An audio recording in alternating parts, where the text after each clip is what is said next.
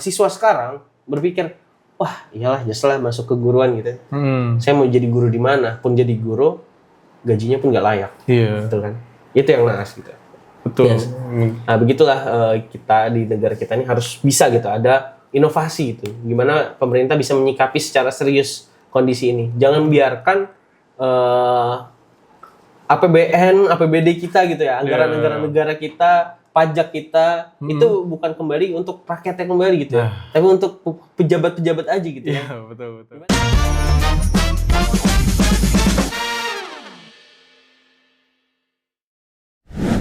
Assalamualaikum warahmatullahi wabarakatuh. Selamat pagi dan selamat datang di podcast Sabar.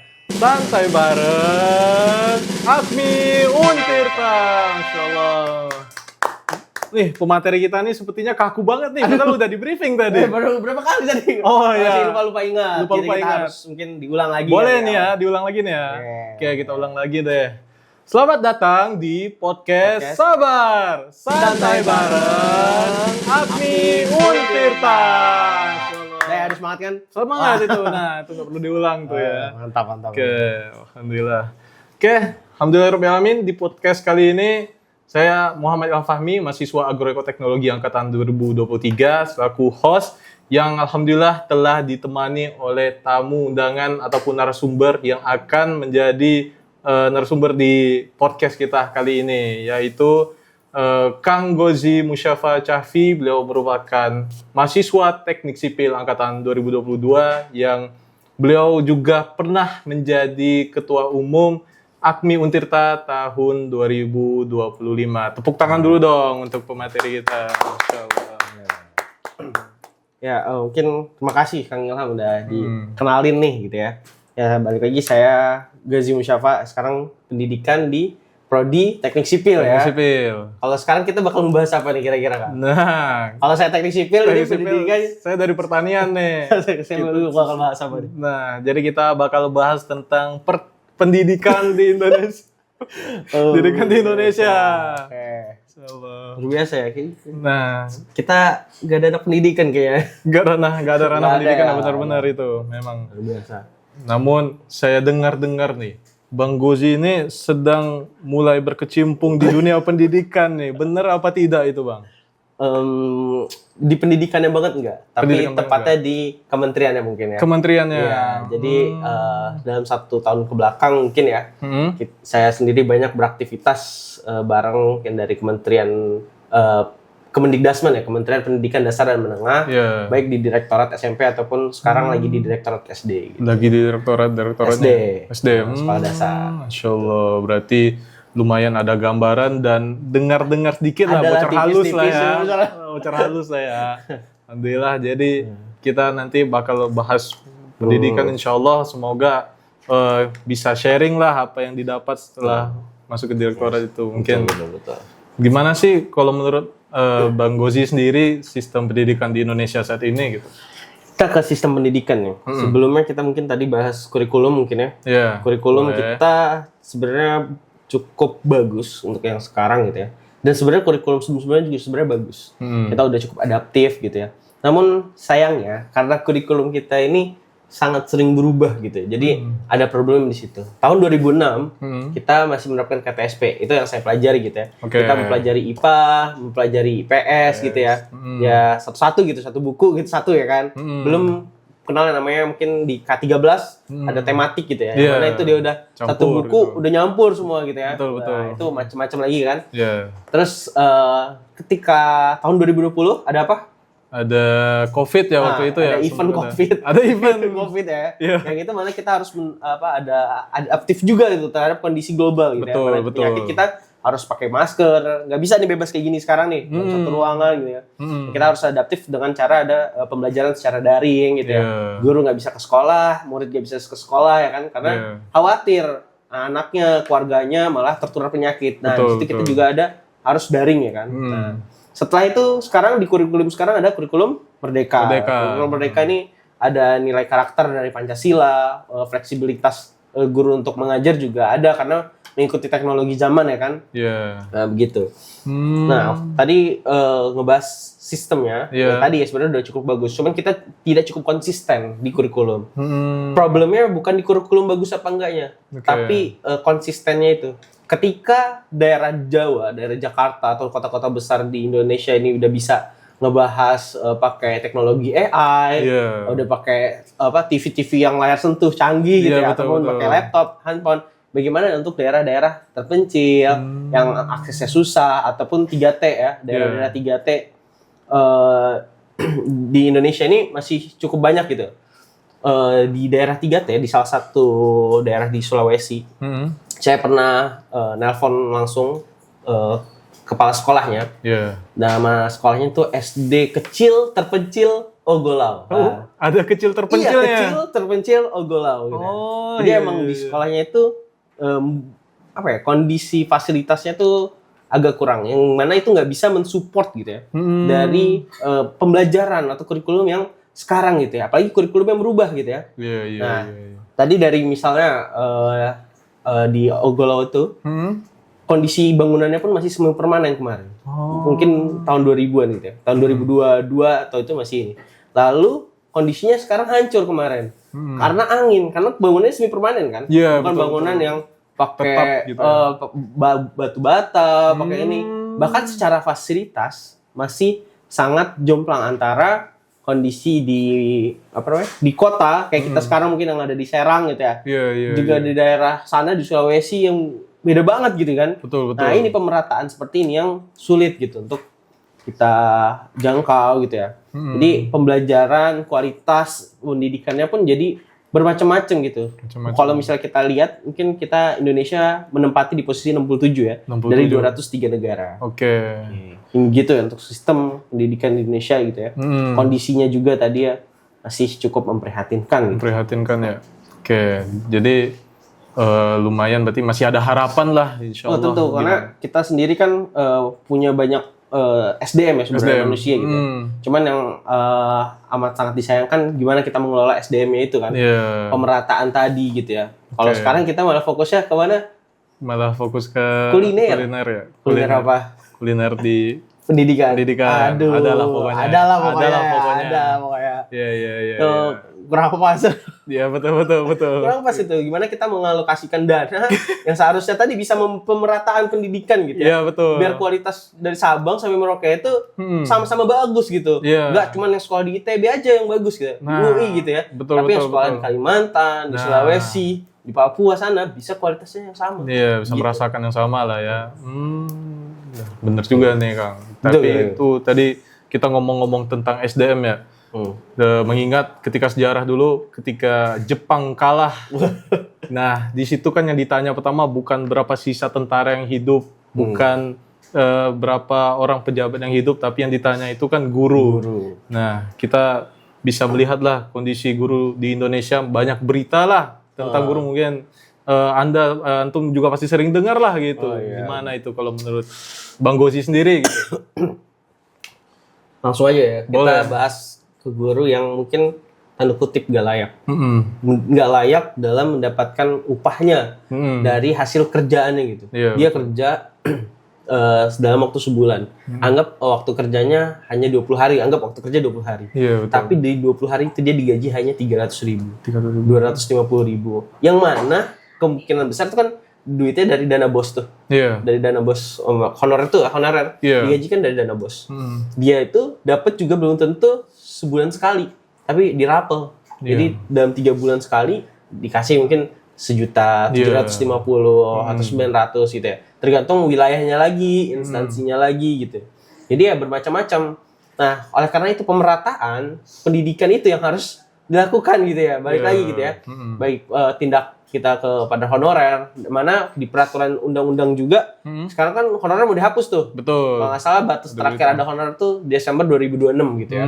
Nantinya mungkin kebijakan pemerintah ada penaikan ke P3K gitu ya, atau macam-macam yang mana dia masuk nanti ke ASN gitu ya. Nah, semoga semua honorer itu dapat. Jangan sampai nanti malah honorernya nggak malah kelepas kerjaan gitu ya. Iya, Malah nggak dapat betul. kerjaan sama sekali gitu. Nah, benar. Padahal dia udah baik tujuannya gitu ya untuk mengajarkan rakyat Indonesia gitu ya supaya generasi mudanya ini bisa majukan generasi emas tahun 2045 gitu ya. Betul. Kan? Banyak Itu kan target kita. Target Bagaimana kita. itu tuh bisa terrealisasi. Nah, terkait dengan target itu juga nih Bang.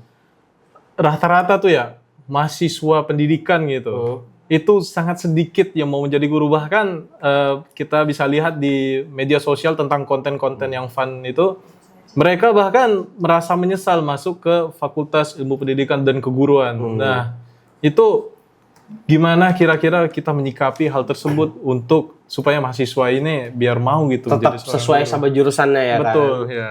Sebenarnya itu balik lagi ya kebijakan pemerintah gimana Iya. kita pemerintah ini bisa ngasih lapangan kerja. Kan kita ada Kemenaker gitu kan ya. Iya. Kementerian Ketenagakerjaan. Ketenagakerjaan. Gimana dia bisa berkolaboratif dengan Kementerian Pendidikan di perguruan tinggi, Betul. Kemendikti ya kan. Iya. Nah, itu gimana bisa mengkolaborasikan program mereka gitu loh. Jadi program mereka itu bisa membahas untuk bagaimana nih pendidikan ini apakah emang harus kalau kan ada isu-isu mau dihapus lah Iya, itu. ataupun pembatasan gitu ya. Iya. Kalau emang pembatasan apakah benar-benar dihapus atau ada jurusan lain gitu yang bisa jadi minat orang-orang gitu ya, yang Iya, kira-kira kerjaannya pasti gitu ya. Karena itu orang sebenarnya bukan karena nggak mau jadi guru, tapi kesejahteraan. Kesejahteraan. Kalau kita lihat motivator-motivator sekarang, kapan kamu mendapatkan 1 M pertama? Dia pernah dengar itu. Ketika kamu jadi guru, anggap aja gaji terbesarnya mungkin 7 juta sebulan. Tanpa bersih nih 7 juta tanpa ada kerjaan lain dan lain-lain. Iya, oke. 7 juta kapan dia mendapatkan 1 M pertama? Sebulan Sebulan. 7 juta Nah, dalam 2 bulan dalam 1 tahun hanya ada 12 bulan. Iya. Sampai kapan dia? Sedangkan kebutuhannya banyak juga kan sebagai Betul, guru gitu guru. ya. Apalagi mungkin Yang sudah berkeluarga. punya keluarga. Iya. Pak guru punya istrinya atau bu guru punya suaminya atau punya anaknya gitu Iya, yang harus betul. dinafkahi juga gitu ya. Nah. Apalagi yang 250.000 gitu ya. Iya. Buat hidup pribadi aja mungkin agak ngap gitu kalau dia nggak buat usaha lain, pekerjaan lain gitu kan ya. Iya, Atau betul, sambilan betul, lain. betul. Ada guru yang dia sambil mulung gitu kan pulang sekolahnya Iya, iya. ataupun kasus-kasus lain lah ya dibuka warung dan lain-lain gitu kan. Karena nggak sejahtera jadi guru. Dan itu yang buat mahasiswa sekarang berpikir, wah iyalah nyesel lah masuk keguruan gitu. Saya mau jadi guru di mana pun jadi guru, gajinya pun nggak layak. Iya. Betul kan? Itu yang naas gitu. Betul. Yes. Nah begitulah kita di negara kita ini harus bisa gitu ada inovasi gitu. Gimana pemerintah bisa menyikapi secara serius kondisi ini. Jangan biarkan APBN, APBD kita gitu ya, anggaran-anggaran negara kita, pajak kita itu bukan kembali untuk rakyatnya kembali gitu ya, tapi untuk pejabat-pejabat aja gitu ya. Iya, betul. Gimana gaji hakim yang kemarin ada? Nah, itu itu ada tuh. pidatonya lucu tuh. Iya, saya lihat. Salah ngomong ya. Salah ngomong ya. Iya malah hakim lah. Lah. Itu. Gak bisa kayak gitu ya. Iya, betul. Itu Gimana gitu? salah satu merugikan lah istilahnya. Betul. Maksudnya dari pidato itu sebenarnya udah banyak yang berharap. Iya. Ternyata Wah, klarifikasi salah sebut. Nah, itu benar-benar itu Disayangkan gitu. sangat Ya. disayangkan. Kemarin juga demo guru gitu ya. Betul. Udah. Pejabat kita hanya lewat gitu ya. Lambai-lambai. Lambai-lambai. Iya. Sayang banget gitu. Tapi kecepatan mobilnya itu di atas rata-rata lah ya. Di atas Ya, harusnya rata-rata melambai. ada orang demo Iya, santai, santai. ada dialog singkat Ada mungkin dialog. walaupun buru-buru mau keluar negeri mungkin Iya, ya mungkin bisa ataupun, jadi.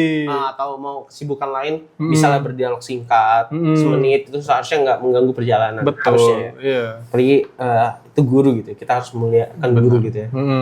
Banyak kita Negara-negara maju juga dimulai dari gurunya dulu yang sejahtera. gurunya sejahtera. Mungkin kalau ngebahas negara tetangga aja gaji yang paling rendah ya di kita gitu ya. Bahas Malaysia, Thailand, sekitarnya gitu. Iya, betul. Yang sejahtera, gurunya sejahtera gitu. Beda sama kondisi di negara kita. Iya sih. Semoga lekas membaik ya. Amin, insyaallah. Ya, pasti itu. Betul. Berarti kemudian kita bisa melihat lah bahwasanya ketika yang mau serius pun menjadi guru itu saya pernah dengar banyak sekali yang harus dilewati kayak harus ikut sertifikasi profesi guru dan lain sebagainya. Nah, itu kan bisa dibilang kita mengetahui bahwasanya nggak semua orang punya kesempatan yang sama gitu. Sehingga kalau misalnya nggak lolos di kegiatan sertifikasi profesi itu guru-guru mau bagaimana sih gitu kan? Kalau menurut Bang Gozi sendiri gimana itu Bang terkait program sertifikasi ini Bang? Nah, program sertifikasi ini sebenarnya buat guru honorer juga ya, itu bagus gitu. Tapi honorer sama sertifikasi sendiri nggak bisa digabung kan ya. Yeah. Jadi kalau misalnya udah dapat sertifikasi aja gitu. Sertifikasi pun ya nominalnya ya ada batasnya juga gitu kan ya. Yeah. Ketika udah mau jadi guru, ada petunjangan juga ya nggak selayaknya ASN lainnya gitu mungkin ya. Itu yang amat sangat disayangkan juga sih gitu. Tindak perilaku pejabat kita tindak profesi guru ini sehingga ya banyak yang disayangkan tadi ya. Dari mahasiswa juga jadinya malas gitu ya. Kembali lagi ke yang tadi gitu. Okay. Tapi dari Bang Gozi sendiri pernah lewat gak di media sosial yang ternyata banyak juga guru-guru yang kurang terpuji alias oknum guru lah kita sebut yang beliau gak masuk kelas, kemudian beliau masih ketika masuk pun telat dan lain sebagainya. Nah itu sebenarnya kan juga mengancam sistem pendidikan di Indonesia gitu. Betul. Nah, jadi yang salah bisa jadi bukan dari muridnya. Bukan dari muridnya kadang. Nah, bisa jadi dari gurunya gitu ya. Ada aja. Ya jadi ya mungkin itu pasti ada gitu ya. Setiap instansi menurut saya pasti ada oknum-oknumnya. Betul. Tapi kita lihat lagi faktornya apa gitu. Apakah emang gurunya itu terlambat karena main game atau karena dia ketiduran atau karena dia nauzubillah ya mabuk-mabukan gitu ya. Itu kan berarti emang pure kesalahan dan itu harus dikonsekuensi dengan berat gitu ya. Jangan sampai oknum-oknum guru gitu atau melakukan mungkin yang banyak juga gitu ya. Kiai gitu ya. Kita bahas ke madrasah atau pesantren gitu ya. Itu kan sebagai guru kita atau ustadz asatidz kita juga kan. Nah itu melakukan tindakan itu ya itu tetap harus mendapatkan konsekuensi yang setimpal gitu ya. Ketika dia emang terlambat masuk kelas dan dia meremehkan, berarti dia udah meremehkan sistem pendidikan kita kan. Gimana muridnya mau gitu, sedangkan murid aja udah melihat gitu. Oh, guru kita aja telat. Nah, itu makanya kita bersyukur mungkin kita di sini dapat madrasatul ula yang bagus gitu ya. Dari orang tua kita mengajarkan kita adabu faqal ilmi gitu kan. Adab itu sebelum ilmu gitu ya. Jadi adab kita terhadap guru dan ketika nanti kita menjadi guru itu harus tahu gitu ya. Ketika muridnya bandel, berarti kita harus menindak, kita tegur, kita kasih nasihat gitu ya. Jangan langsung dipukul, jangan langsung ini. Apalagi sekarang kan bisa dipolisikan gitu. Beda nih. Juga kita sebagai guru nggak boleh nggak boleh meremehkan pekerjaan tadi. Karena kita ketemunya juga sama anak-anak gitu ya. Anak-anak juga biasa aja gitu ya. Kita harus ya bisa gitu gimana memposisikan diri kita gitu. Ketika jadi murid kita menghormati guru kita, ketika jadi guru kita menghargai murid kita gitu. Kita misal datang awal. Misal saya jadi guru, kita datang awal 10 menit sebelum kegiatan, sebelum mata pelajaran dimulai. Apa yang murid kita lihat? Wah, Masya Allah gini, rajin ya kan, ya kan. Itu yang kita contohkan gitu. Saya mau jadi Pak ini. Terus kita juga ngasih amalan-amalan itu yang baik. Misal kita suka berbagi permen ke murid-murid gitu kan. Itu kan jadi contoh yang baik buat mereka gitu ya. Ketika nanti mereka besar, mereka juga mau berbagi gitu ya. Mereka jadi paham, oh ini baik gitu ya. Oh, berarti ini nggak boleh dilakuin, kita nggak boleh bohong, berkata kasar. Jangan sampai guru malah berkata kasar gitu ya. Ke muridnya gitu. Karena itu bisa jadi dicontoh gitu ya. Kalau misalnya misalkan kita jadi dosa jariah gitu ya. Betul. Dari guru kita yang harusnya kita dapat amalan-amalan solih gitu ya, amalan baik, malah dapatnya amalan buruk karena kita mencontohkan yang nggak baik tadi. Nggak baik tadi ya. Ya benar sih. Terkait dengan guru juga nih, mungkin kita bakal ke tingkat yang lebih tinggi nih Bang Gozi. Berat nih. Udah dosen nih, kita sebagai mahasiswa gitu biar lebih relate gitu ya teman-teman semua. Jadi Bang Gozi pernah nggak sih mendapatkan dosen yang mungkin menyulitkan Bang Gozi selama perkuliahan gitu? Nah, gimana tuh Bang Gozi? Tentu ada ya. Ada ya? Kayak kita ada pasti. Mungkin salah satu penghambat kita dalam berprogres itu juga bisa jadi dosen gitu. Dari dosen kita ya. Tapi dosen kita mungkin misal sambilan mengerjakan yang lain ataupun emang dia malas gitu ya. Ketika dia emang studi lain nih di luar nih, tapi dia masih jadi pembimbing kita, nah itu cukup merepotkan. Tapi itu menurut saya kalau misalnya emang dia perlu studi, misalnya lanjut ke S3 atau mau mendapatkan gelar doktor gitu ya. Tapi ya dia melepas bimbingannya gitu, maksudnya dia oper ke dosen lain supaya tidak mudah menyulitkan kita, itu nggak masalah, dia mau studi mau apa gitu ya. Tapi ketika dia nggak melepaskan, terus dosen lain nggak ada respon, nah itu cukup merepotkan. Dan beberapa kali saya pernah mendapati gitu ya, ketika kita mau bahkan tugas biasa ya, kita mau ngumpulin tugas kita ada di Cilegon nih, kampus Fakultas Teknik Untirta tuh ada di Cilegon kan. Tapi kita harus ke Jakarta. Buat ngumpul tugas doang. Kita asistensi nih, misal laporan kita ada kerjaan, kita pakai belajar aplikasi sama dosen kita menggunakan laptop kita. Wah, revisi lagi. Jakarta lagi ya bisa kan? Iya, seperti itu. Itu nggak bisa kita lakukan setiap minggu. Tergantung dosennya juga kosongnya kapan. Nah, ini yang benar-benar disayangkan. Mungkin itu double job, mungkin karena tadi ya gaji dosen nggak seberapa mungkin katanya kan. Iya, ataupun betul. Gaji mereka masih butuh dari pekerjaan lain. Tapi kerjaan sebagai dosen itu juga tanggung jawab. Tanggung jawabnya itu bukan menyulitkan mahasiswa gitu ya. Iya, betul. Udah udah jauh-jauh, apakah nilainya A? Iya, belum tentu. Iya. Bahkan KKM ini umum ya. Ada di semua universitas, ada di semua universitas, banyak, ada di setiap jurusan. Dapat nilai apa? Dapat nilai. Kalau saya waktu itu A. Iya, alhamdulillah. Kan? Hampir semua mahasiswa dapat nilai A. Kecuali dia nggak datang KKM. Iya, betul. Tapi kalau udah melakukan sungguh-sungguh ya, pasti A gitu. Saya amin. KKM-nya amin. Dia digabung sama dosen pembimbingnya itu dosen kuliah praktek saya gitu, mantan saya gitu. Iya. Jadi kuliah praktek saya amin, KKM saya amin gitu ya. Iya. Amat disayangkan, maksudnya kayak wah, mata kuliah yang ibaratnya mudah gitu ya untuk saya lakukan gitu ya. Dan ada yang saya harus korbankan juga karena saya mengkonversi ya, ibarat KKM dan konversi itu dengan KP saya di Rangkas Bitung kan. Itu lumayan kan dari Cilegon gitu ya. Lumayan jaraknya. Dan FYI aja ini untuk laporan MBKM saya no revisi. Oh, alhamdulillah. Gak ada revisi, tapi dapat nilainya amin. Dapat nilai A. Nah, ini juga jadi jadi permasalahan kita ketika nanti ada problem kayak gini, kita coba untuk laporkan atau apa. Saya sendiri udah mencoba gitu ya, melaporkan gitu. Tapi emang kasusnya dari dosen lain pun meresponnya kayak wah ini emang dosennya begitu, agak susah. Jadi emang ada aja kasus-kasus ini. Bukan menyalahkan keseluruhan dosen saya, tapi emang pasti ada aja gitu di setiap instansi, guru, dosen, oknum-oknum yang seperti itu. Kita ya bisa mendoakan yang terbaik supaya dosen-dosen ini tetap sehat selalu. Amin insyaallah. Dan kita kalau misalnya sudah menjadi guru atau dosen nantinya janganlah kita sama. Jangan. Ketika kita udah ngomongin ngomongin balik lagi ke surat Asaf nanti. Gimana tuh? Kaburo maqtan indallah antakulu ma la taf'alun ya kan? Balik lagi ke kita.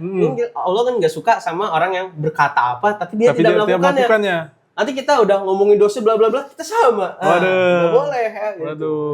Berarti sama kayak pejabat-pejabat kita yang dulu demo. Aduh, ada aja ya. Ada. Dulu demo. Oknum ini kuliner pendidikan. Oknum kuliner pendidikan. Yang kemarin kan rompi. Ngeliat tuh kita. Gitu. Dulu ngakunya aktivis. Iya. Mau bikin dapat kursi. Mau bikin program MBG di Jeddah katanya. Dia harap. Aduh, kacau ini. Panjang ya bahas pendidikan. Panjang pasti. Dia begitu kompleks, apalagi kondisi Indonesia saat ini gitu ya. Dari kondisi geografis aja kita nggak bisa disamakan beda-beda. Ada yang aksesnya mudah, aksesnya sulit gitu. Betul. Ada yang bisa naik pesawat, tinggal terbang dari Jakarta ke Medan, Jakarta ke Pekanbaru, Riau gitu. Iya betul. Ada juga yang harus dari Pekanbaru naik travel lagi, naik bus lagi, nyebrang pulau lagi, ya kan? Daerah-daerah yang mungkin sulit gitu ya. Iya, banyak kasus-kasus seperti itu. Kemarin saya tuh, ada konten kreator Dia membahas tentang kondisi di Aceh. Kondisi dia. Jadi dia kan terdampak dari bencana gitu ya. Bencana banjir ya, kemarin. Iya, banjir Aceh gitu. Besar itu. Gedung-gedung kelas tersapu. Bantuan kapan datang?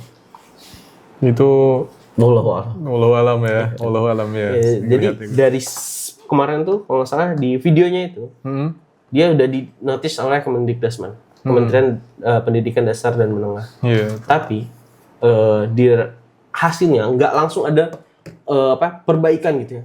Sekolah-sekolah di sana di Aceh Tengah itu kondisinya dia pakai tenda dari kementerian tenda buat belajar di situ. Tapi nyaman apa enggak sih? Iya betul. Dulu yang ada gedungnya rapih gitu ya, karena kena bencana kan kita tahu sama-sama tahu ya, kondisi bencana di Aceh itu cukup parah ya. Parah banget Sampai banyak lah korban jiwa juga. Iya. Bahkan negara-negara luar banyak yang bantu juga itu. Bantu negara kita gitu ya. Ya, walaupun bukan bencana nasional. Iya. Ya kan Ditolak itu bantuannya. Ya. Jadi ya amat disayangkan gitu. Responnya nggak cepat gitu. Sehingga murid, guru di sana juga harus terdampak gitu. Harus belajarnya ya nggak nyaman. Ketika kita yang di sini belajar masih di ruangan AC, masih nyaman gitu ya, dingin, mereka harus di bawah tenda. Kena matahari, emang karena tutup tenda adem. Iya. Enggak juga. Ini amat disayangkan. Kacau ya. Banyak kasus-kasus serupa, mungkin kasus-kasus kecil lainnya di pendidikan kita tadi di fasilitasnya ya.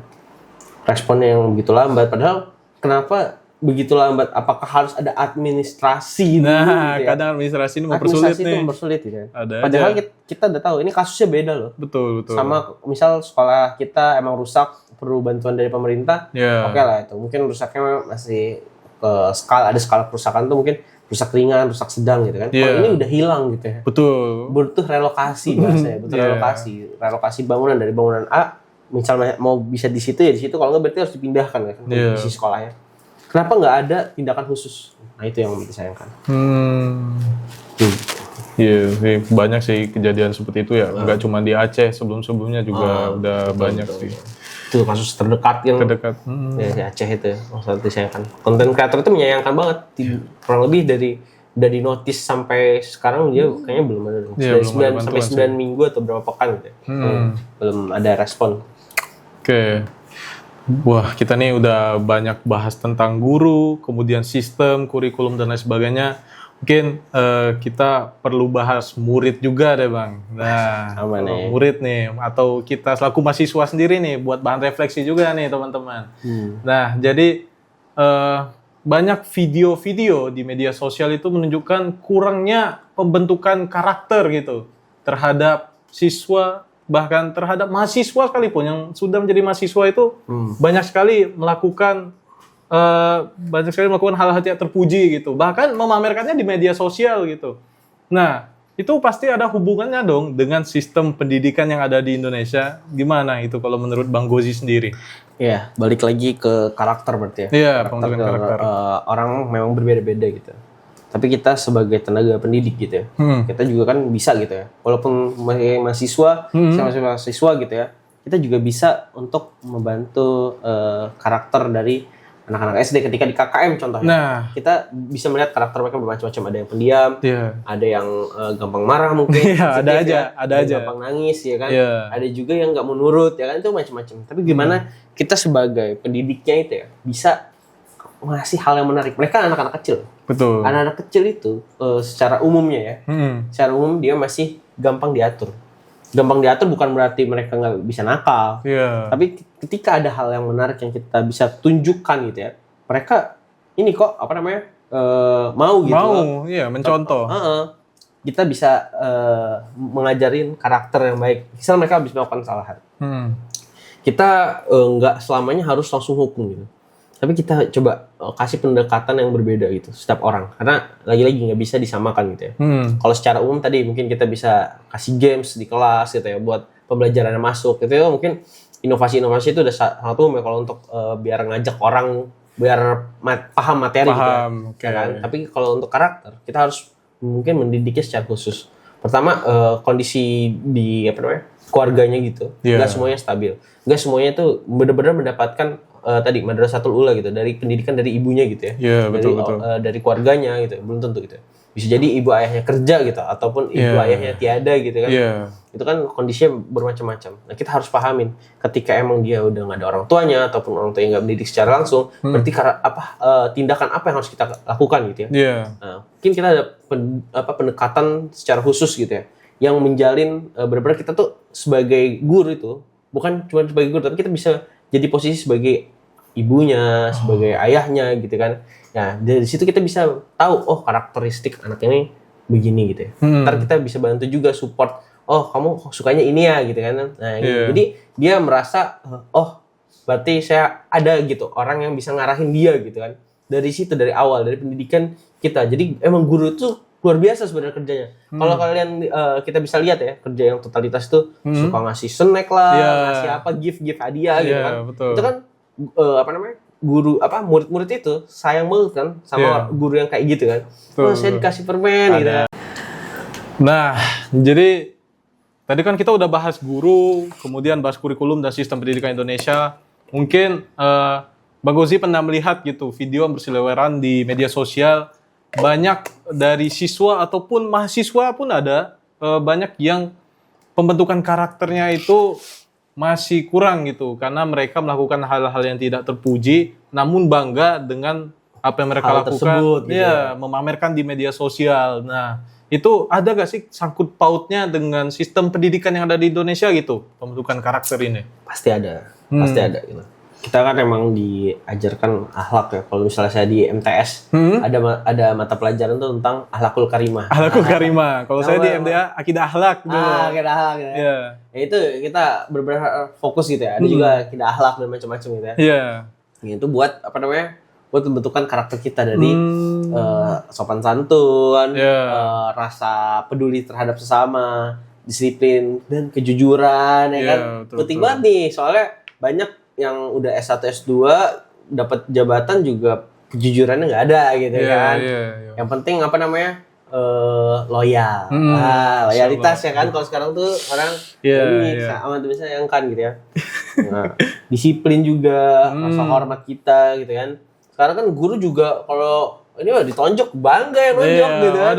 Karena wah gue viral. Guru yang salah. Padahal udah selamanya guru tuh yang salah, ya kan. Nah tadi karakter tuh kembali lagi ke madrasatul ula ya kan. Kita udah bahas tadi bagaimana sekolah pertama itu dari orang tua itu sangat berdampak terhadap pertumbuhan kembang anaknya gitu ya. Dari mana orang tua misalnya peduli gitu ya. Contoh ke saya tadi ya kan. Saya sama orang tua dikontrol gitu ya, menggunakan dari media sosialnya, dari penggunaan handphone, pembatasan mungkin main game aja dibatasi. Gitu ya. Tapi itu bentuk kepedulian orang tua gitu. Bagi saya, apa sih main game aja dibatasi? Gitu kan. Tapi benar apa yang disampaikan orang tua kita gitu. Kalau kita terlalu banyak main game, kita bakal ketemu sama orang-orang banyak kan. Tapi itu toksiknya segala macam, dan bagi mereka itu keren. Bagi mereka itu keren ya kan. Anak-anak SD sekarang lebih toksik daripada mungkin orang anak kuliah gitu kan. Banyak. Kita kalau misalnya ke SD gitu kan, kaget mereka dapat kosakata itu dari mana? Betul. Dari media sosial. Jadi cara kita bersosial di HP, di laptop itu kan bermacam-macam ya. Apalagi kalau anak-anak SD yang nggak dipantau sama orang tuanya, dia bebas buka apa aja bebas, buka Instagram, TikTok atau hal-hal yang nggak baik gitu juga mereka bebas. Banyak sih. Bahkan berkomunikasi dengan siapapun, mereka ada grup, terus pembahasannya nauzubillah ya, kurang baik gitu ya. Bahkan udah ke bahasan dewasa, itu ada baru viral ya kan. Banyak. Yang kayak gitu. Berarti controlling dari orang tuanya yang kurang bagus gitu. Mereka membebaskan ayah ibunya bekerja. Kamu dikasih HP. Biar nggak nangis, biar nggak protes. Bagi orang tua saat itu solusi. Solusi. Tapi belum tentu itu solusi ke depannya. Belum tentu jangka panjang. Oke, kalau misalnya HP-nya mode anak gitu ya. Ada kan, jadi nggak bisa download sembarangan game atau apa gitu. Dikontrol pokoknya. Tapi apakah semua orang tua paham seperti itu? Yang penting kan anaknya diam, nggak rewel. Bener kan? Betul. Gitu. Jadi emang karakter tadi kan dari orang tuanya yang pertama. Kedua dari guru. Kita sebagai guru ataupun tenaga pendidik ya harus bisa juga menyikapi murid-muridnya dengan cara yang berbeda. Si A, oh hobinya begini gini. B bla bla bla bla, C gini. Macam-macam kan pasti. Ada yang suka nangis, ada yang suka marah, ada yang suka sendiri gitu ya. Atau yang emang rajin, pintar, itu kan semuanya ada sikapnya masing-masing gitu ya. Betul. Dari itu guru harus bisa gitu menyikapi gitu. Oh berarti kita mungkin harus ngasih tadi gift gitu ya, ngasih hadiah apresiasi gitu. Biar ada rasa murid itu sayang sama gurunya gitu. Ketika sudah sayang sama gurunya juga bakal jadi panutan, jadi teladan, jadi contoh yang baik gitu kan. Nah, itu juga jadi ketika kita suka berbagi, mungkin ke depannya nanti muridnya bakal mencontoh, suka berbagi. Ketika gurunya disiplin datang 10 menit lebih awal gitu. Ya mereka bakal nyontoh. Enak juga ya 10 menit bisa nyantai dulu, bisa baca buku, nggak buru-buru gitu. Beda sama yang buru-buru gitu ya. Iya betul. Juga nanti muridnya misal di 10 menit udah datang nih guru. Murid yang datang awal juga misal dapat apresiasi, kita bisa nonton video edukasi dulu gitu. Mereka jadi tertarik datang awal juga. Di situ kedisiplinan terbentuk. Kayak gitu. Jadi dari hal-hal yang nggak ada di pendidikan kita mungkin ya. Tadi mungkin ada pembahasan karakter Pancasila juga gitu ya di P5 itu. Cuman balik lagi ke bagaimana gurunya bisa mencontohkan yang baik gitu ya. Bukan guru yang telat, guru yang malas-malasan datangnya, guru yang mengajarkan seadanya gitu. Tapi guru tuh harus inovasinya harus bagus. Pendekatan emosional itu bagus karena emosional anak-anak kan belum terkontrol penuh gitu ya. Belum stabil ya. Jadi ya mereka juga harus guru juga harus bisa gitu menyesuaikan sama anak-anaknya. Insyaallah. Ya, betul sih. Dari Ane juga sempat ngelihat gitu Bang, video berseliweran di media sosial, guru-guru Gen Z ini pendekatannya itu menarik. Setelah memberi nilai, dia memberi stiker, ada yang ngasih stempel lucu-lucuan. Gambar kalau karakter-karakter kartun yang menurut saya itu sangat berpengaruh untuk emosional anak-anak juga gitu. Jadi tertarik gitu ya. Ini gurunya lucu nih. Jadi semangat nih besok nugas misalnya. Gambar apa lagi ya gitu kan. Nilai berapa lagi? Ada antusias. Kalau kemarin nilai saya 90, kalau 100 digambar apa lagi? Iya betul. Jadi ada target dari siswanya sendiri. Ada motivasi dari pembelajarannya, karakternya terbentuk gitu ya. Jadi karakter yang bermoral gitu kan. Bukan hanya berloyal. Boleh. Insyaallah. Jadi alhamdulillah ternyata kita udah banyak nih ngebahas tentang pendidikan yang ada di Indonesia. Mulai kalau ini bisa lebih panjang lagi bisa lebih panjang lagi. Mengingat waktu kita terbatas. Sayang banget. Nanti insya Allah semoga kita di lain waktu, lain kesempatan kita bisa ngobrol seperti ini lagi ya Bang Gozi ya. Langsung aja Edu Cafe kali. Insya Allah. Nah jadi insya Allah sebelum kita tutup, mungkin ada closing statement deh dari narasumber kita Bang Gozi, silakan Bang untuk sistem pendidikan atau pendidikan Indonesia. Mungkin buat seluruh mahasiswa kita ya. Saya sekarang lagi di Fakultas Keguruan ya, ilmu pendidikan. Sekarang, walaupun kita gak ada yang anak pendidikan, tapi kita berada di pendidikan. Jadi kita benar-benar serius terkait pendidikan ini. Semoga dengan adanya kita diskusi tadi gitu ya, kita lebih sadar lagi gitu untuk menyuarakan ke pemerintah gitu ya. Supaya menindak serius terkait pendidikan, karena karakter anak-anak muda di generasi sekarang, Gen Alpha ataupun Gen Z gitu ya kondisinya nggak semuanya baik-baik saja gitu ya. Butuh serius gitu ya, supaya benar-benar kedepannya itu generasi emas itu benar-benar ada, nggak cuman omong-omong palsu gitu ya. Kita cuman kasih target tapi nggak ada tindakan gitu, dan itu mahasiswa juga harus sadar. Jadi mahasiswa tuh harus aktif. Nggak bisa kita hanya berdiam diri gini. Bahkan setidaknya kita di media sosial gitu ya. Kalau kita malu gitu untuk berinteraksi langsung, kita harus bisa tindakan di media sosial, ataupun ketika kita agenda-agenda sosial kita benar-benar menerapkan pendidikan yang baik, mencontohkan karakter yang baik gitu ya.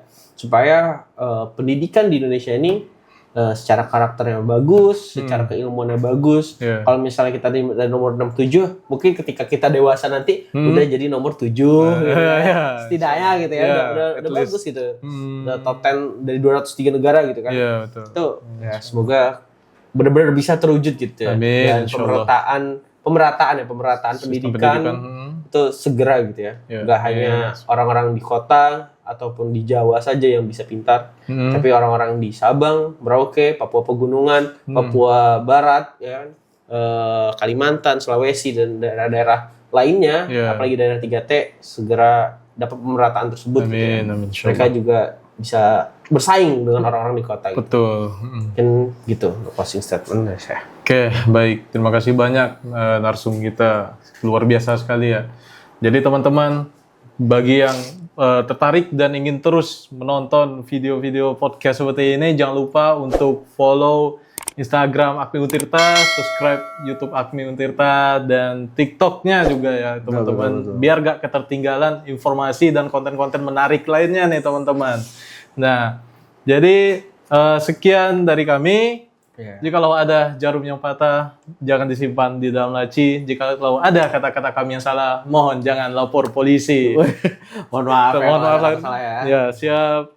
Terima kasih Bang Gozi Siap, atas terima kasih kesempatannya. Assalamualaikum warahmatullahi wabarakatuh. Dadah semuanya.